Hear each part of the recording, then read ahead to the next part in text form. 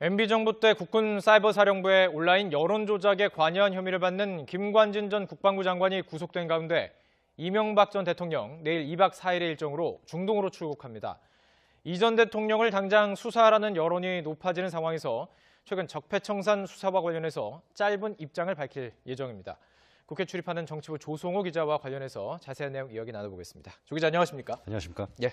자, 이 전 대통령 정확히 내일 언제 출국합니까? 내일 낮 12시 45분에 예. 인천국제공항에서 바레인으로 출국합니다. 네네. 네, 일정은 2박 4일 일정이고요. 오는 15일에 귀국합니다. 유인촌 전 문화체육관광부 장관과 이동관 전 청와대 홍보수석 등 측근들이 동행하고요. 자, 내일 무슨 얘기할지가 관심인데 일단 중동으로 가는 것은 공식적인 목표가 있을 것 같은데 어떤 이유로 가는 거죠? 네, 이 전 대통령 측은 대한민국의 성장 비결 이런 주제로 이제 강연을 할 예정이라고 밝혔습니다. 예. 네, 강연 대상은 현지 강요와 바레인 주재 외교 사절 등 고위 공직자들이고요. 네, 2달쯤 전이죠. 지난 9월에 바레인 문화장관의 초청으로 성사된 강연이라는 게 이 전 대통령 측의 설명입니다. 네, 강연회에도 이 전 대통령 측은 바레인 최고위층을 면담하고 주요 문화시설을 방문할 예정이라고 알려왔습니다. 네, 그러면서 이번 방문이 퇴임 이후에 각국 정부와 국제단체 초청으로 해오던 강연 활동의 일부이며 또 올해 안에 인도 정부의 초청을 받아서 인도 방문도 예정돼 있다고 밝혔습니다. 그렇군요. 방문이 많군요. 자, 이제 문제는요. 이 김관진 전 국방부 장관이 사실 뭐 구속이 될까 뭐 안 될까 여러 이야기가 있었습니다. 하지만 그 혐의가 이제 MB 정부 때 군의 사이버 사령부의 정치 개입입니다. 네네. 그리고 구속이 됐습니다. 자, 이제 남은 것은 아무래도 이명박 전 대통령 아니겠습니까? 과연 수사를 받을 수 있을까요? 이 전 대통령 측도 이와 관련해서 짤막한 입장을 밝히기로 했습니다. 예. 네, 출국을 앞두고 이른바 적폐청산 등과 관련한 기자 질문에 짧은 메시지를 낼 것으로 보이는데요. 네. 네, 이 전 대통령이 최근 측근을 통해서 김관진 전 장관에게서 군 사이버사 댓글 조작 등을 보고받았다는 논란은 말도 안 되는 소리고 나라가 과거에 발목 잡혔다 이런 입장을 밝히기도 했습니다. 네. 네, MB정부 핵심 인사 가운데 한 명인 김효재 전 청와대 정무수석이 어제 YTN 라디오와 인터뷰한 내용이 있는데 한번 들어보시죠. 다음 정부든 어느 정부든 과거에 발목이 잡혀서 우리 젊은 사람들의 일자리나 이 사람들이 먹거리 찾고 하는 걸 소홀히 하는 것은 저는 그 어떤 정부든 바람직하지 않다고 생각합니다. 네, 과거에 발목이 잡혀 있는 상황이다. 뭐 이런 입장을 밝혔는데 이 전 대통령의 출국 메시지도 현 정부의 적폐청산 수사를 비난하면서 네, 또 자신과 관련한 그런 의혹을 전부 부인하는 내용일 거란 관측입니다. 자, 정치권의 반응이 상당히 궁금한데요. 아무래도 김관진 전 장관 구속된 상태이기 때문에 이 전 대통령 좀 구속 수사해라 이런 목소리가 높은 게 사실이죠. 네, 그렇습니다. 예. 네, 이 전 대통령에게 지시를 받았다고 검찰에 진술한 걸로 알려졌는데요. 김관진 전 장관이 구속된 상황이어서 이 전 대통령에 대한 수사도 신속히 이루어져야 한다는 목소리가 커지고 있는 상황입니다. 네네. 이런 상황에서 이 전 대통령이 출국하는 것도 적절치 않다. 이런 지적도 끊이지 않고 있고요. 특히 이런 내용이 MB정부 때 야권이었던 더불어민주당과 국민의당에서 이런 목소리가 나오고 있습니다. 민주당은 이번 사건을 박근혜 정부의 국정농단 이전에 벌어진 1차 국정농단으로 규정한다면서 검찰의 철저한 진상규명을 촉구했습니다. 추미애 대표의 말 들어보겠습니다. 사욕과 탐욕으로 나라의 미래를 망친 분이 나라가 과거에 발목 잡혔다라고 한다는 것은 이 어려운 상황에서 염치조차 없는 것이라 할 것입니다. 국민의당은 이미 특검 수사 필요성까지 제기했는데요.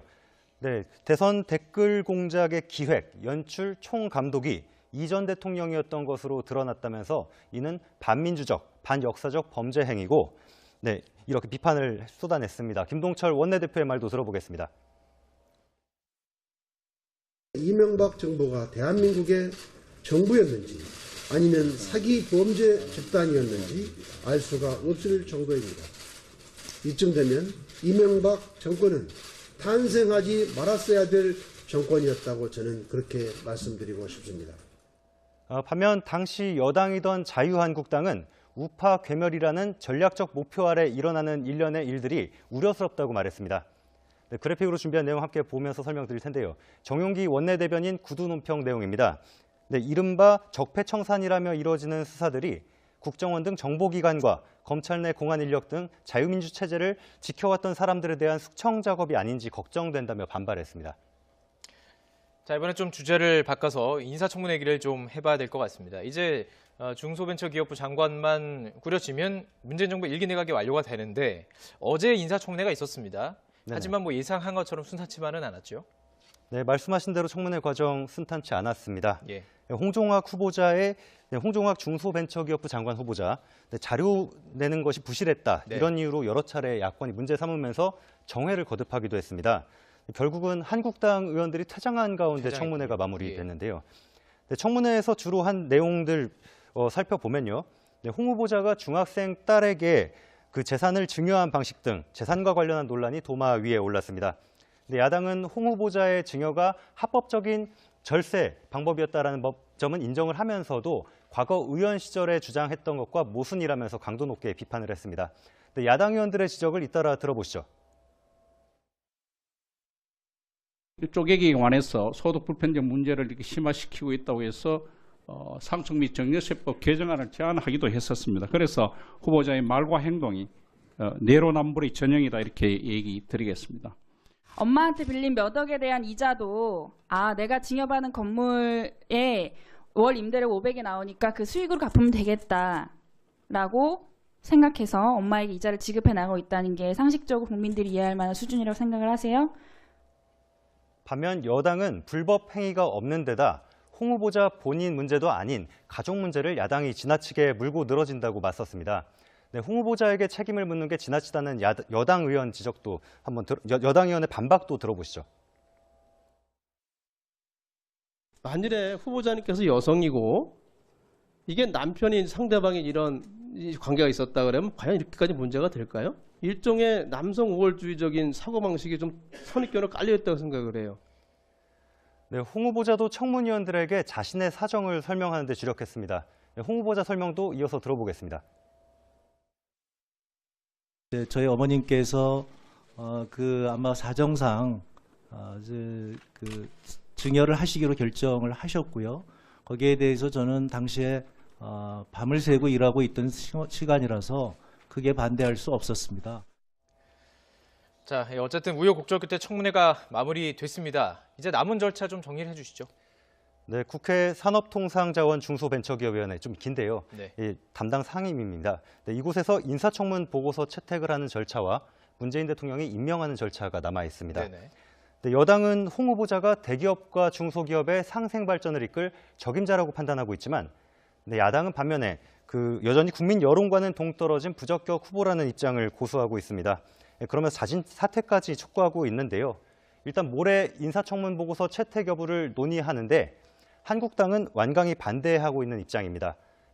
다만 국민의당은 부적격 의견을 명시해서 보고서 채택에는 참여를 해야 한다는 입장입니다.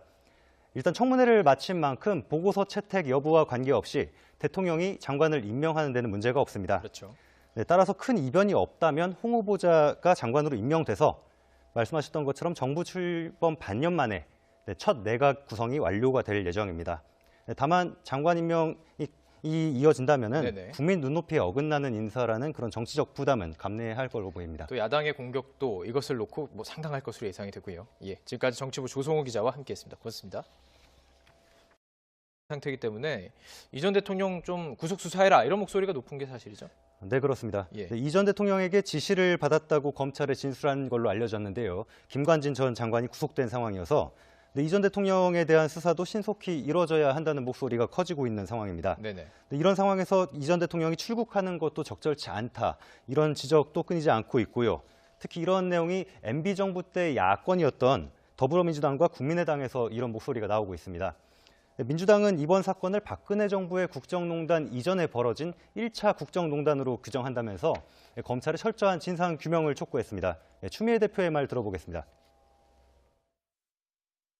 사욕과 탐욕으로 나라의 미래를 망친 분이 나라가 과거에 발목 잡혔다라고 한다는 것은 이 어려운 상황에서 염치조차 없는 것이라 할 것입니다. 국민의당은 이미 특검 수사 필요성까지 제기했는데요. 대선 댓글 공작의 기획, 연출, 총감독이 이전 대통령이었던 것으로 드러났다면서 이는 반민주적, 반역사적 범죄 행위고 네, 이렇게 비판을 쏟아냈습니다. 김동철 원내대표의 말도 들어보겠습니다. 이명박 정부가 대한민국의 정부였는지 아니면 사기 범죄 집단이었는지 알 수가 없을 정도입니다.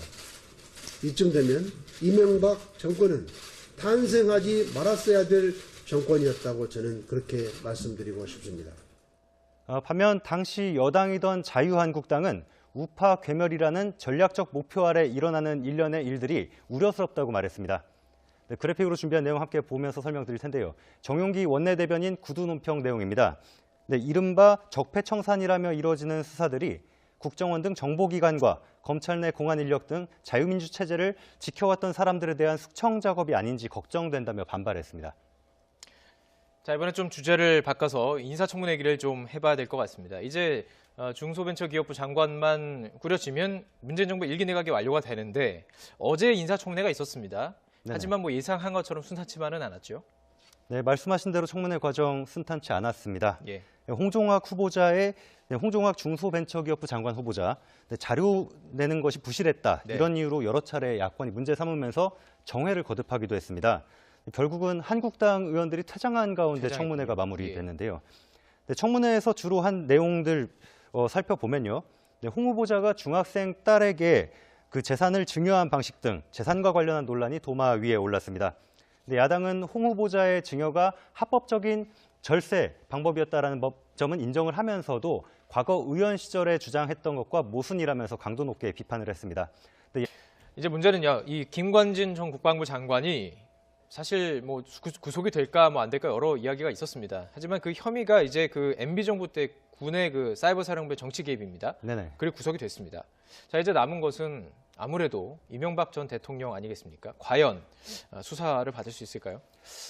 이 전 대통령 측도 이와 관련해서 짤막한 입장을 밝히기로 했습니다. 예. 네, 출국을 앞두고 이른바 적폐청산 등과 관련한 기자 질문에 짧은 메시지를 낼 것으로 보이는데요. 네. 네, 이 전 대통령이 최근 측근을 통해서 김관진 전 장관에게서 군 사이버사 댓글 조작 등을 보고받았다는 논란은 말도 안 되는 소리고 나라가 과거에 발목 잡혔다. 이런 입장을 밝히기도 했습니다. 네. 네, MB 정부 핵심 인사 가운데 한 명인 김효재 전 청와대 정무수석이 어제 YTN 라디오와 인터뷰한 내용이 있는데 한번 들어보시죠. 다음 정부든 어느 정부든 과거에 발목이 잡혀서 우리 젊은 사람들의 일자리나 이 사람들이 먹거리 찾고 하는 걸 소홀히 하는 것은 저는 그 어떤 정부든 바람직하지 않다고 생각합니다. 네, 과거에 발목이 잡혀 있는 상황이다. 뭐 이런 입장을 밝혔는데 이 전 대통령의 출국 메시지도 현 정부의 적폐청산 수사를 비난하면서 네, 또 자신과 관련한 그런 의혹을 전부 부인하는 내용일 거란 관측입니다. 자, 이 정치권의 반응이 상당히 궁금한데요. 아무래도 김관진 전 장관 구속된 야당 의원들의 지적을 잇따라 들어보시죠. 쪼개기에 관해서 소득 불편적 문제를 이렇게 심화시키고 있다고 해서 상속 및 증여세법 개정안을 제안하기도 했었습니다. 그래서 후보자의 말과 행동이 내로남불의 전형이다 이렇게 얘기 드리겠습니다. 엄마한테 빌린 몇 억에 대한 이자도 내가 증여받은 건물에 월 임대료 500이 나오니까 그 수익으로 갚으면 되겠다라고 생각해서 엄마에게 이자를 지급해 나가고 있다는 게 상식적으로 국민들이 이해할 만한 수준이라고 생각을 하세요? 반면 여당은 불법 행위가 없는 데다 홍 후보자 본인 문제도 아닌 가족 문제를 야당이 지나치게 물고 늘어진다고 맞섰습니다. 네, 홍 후보자에게 책임을 묻는 게 지나치다는 여당 의원 지적도 여당 의원의 반박도 들어보시죠. 만일에 후보자님께서 여성이고 이게 남편인 상대방이 이런 관계가 있었다 그러면 과연 이렇게까지 문제가 될까요? 일종의 남성 우월주의적인 사고방식이 좀 선입견으로 깔려있다고 생각을 해요. 네, 홍 후보자도 청문위원들에게 자신의 사정을 설명하는 데 주력했습니다. 네, 홍 후보자 설명도 이어서 들어보겠습니다. 네, 저희 어머님께서 아마 사정상 증여를 하시기로 결정을 하셨고요.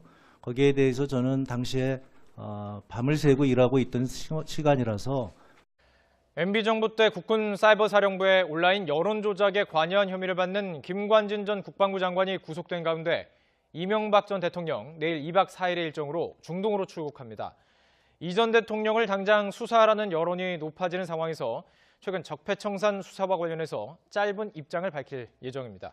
국회 출입하는 정치부 조성호 기자와 관련해서 자세한 내용 이야기 나눠보겠습니다. 조 기자 안녕하십니까? 안녕하십니까? 예.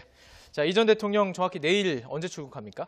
내일 낮 12시 45분에 예. 인천국제공항에서 바레인으로 출국합니다. 네네.